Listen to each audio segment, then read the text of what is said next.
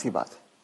तो अब जो आदमी 75 का हो गया, उसने खुद अपनी लंबी उम्र की तैयारी ही नहीं करी, और जब उसने कोई तैयारी खुद नहीं करी है तो उसका परिवार या उसके समाज उनको कैसे तैयारी, वो कैसे तैयारी करेंगे? तो आपका ये कहने का मतलब है कि पहले तो शायद वो 60 साल तक जीता तो बहुत बड़ी बात थी, तो जब तक वो कमा रहा था वो जी रहा था, अब वो 80 साल तक जी रहा है। तो इसके जो परिणाम है वो भी इकोनॉमिक एंगल मुझे समझाइए। इसके इकोनॉमिक एंगल बहुत भयावह है। आज हिंदुस्तान में 60 साल की उम्र में आपने एक आदमी को रिटायर कर दिया। आदमी को अगर 80 साल तक जीना है तो 20 साल के लिए उसको अपना इंतजाम करना है।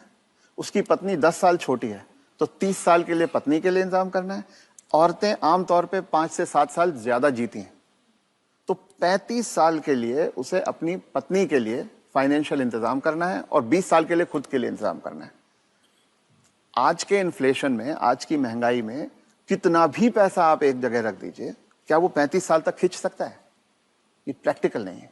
और जैसे जैसे उम्र बढ़ती जाती है उनके बच्चों की उम्र भी बढ़ रही है जी। जो आज 70-75 का होगा, बच्चे भी तो 50-55 के हो रहे होंगे। वो अपना बुढ़ापा देखेंगे, वो अपनी लड़की की शादी देखेंगे, वो अपने मकान की किस्त चुकाएंगे। तो जो पीढ़ियों के बीच की जो दूरियां हैं वो बढ़ती जाती हैं। ये इकोनॉमिक वजह से बढ़ रही है। इकोनॉमिक वजह से बढ़ रही हैं। तो अब वो जो कॉन्सेप्ट है कि 60 साल की उम्र में हम रिटायर हो जाएं, उससे बाहर निकलना होगा। जब तक शरीर साथ देता है काम करते रहना है और 2 पैसे कमाते रहना है जी। कुछ करके किसी तरह से अपनी आर्थिक स्वतंत्रता को कायम रखना चाहिए, जितने ज्यादा से ज्यादा समय तक हम रख सकते हैं। अपने आप को वोकल रखना भी बहुत ज्यादा जरूरी है।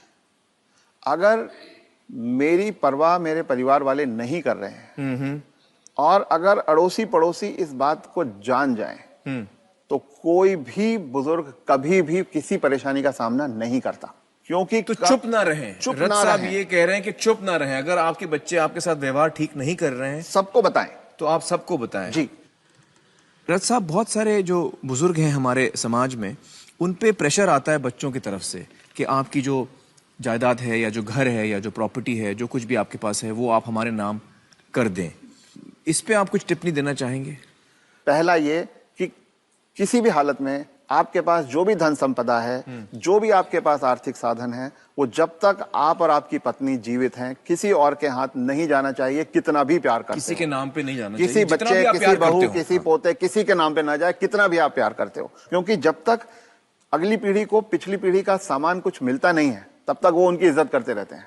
वो हाथ पांव भी दबाएंगे, वो अस्पताल भी ले जाएंगे, वो दवा दारू भी करेंगे।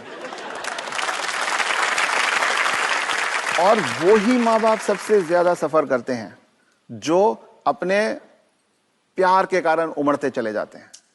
मेरा बेटा, मेरी बेटी, मेरी बहू, मेरा पोता, जो ये मेरा मेरा करना जिसने शुरू किया, बस वहीं से उनके दुर्गति के दिन शुरू हो जाते हैं।